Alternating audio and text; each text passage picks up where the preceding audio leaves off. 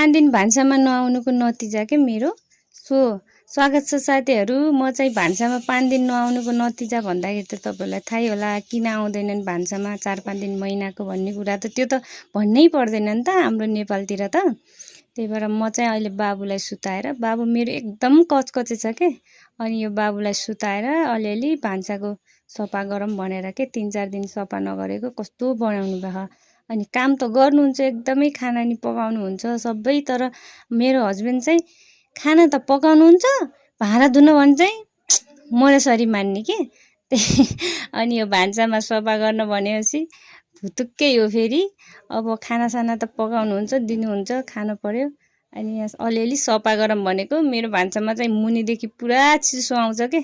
चिसो आउने हुनाले यो लिप्यो भने नि यस्तै हो, नलिप्यो भने नि यस्तै। अब लिपिहाल्यो भने नि एकचोटि त जान परिहाल्यो, भान्सा जाँदाखेरि अझ त्यस्तै हुन्छ कि। कस्तो नराम्रो, के गर्नु, प्लास्टर गरे भए हुन्थ्यो। यस्तै छ साथीहरू, के हुन्छ।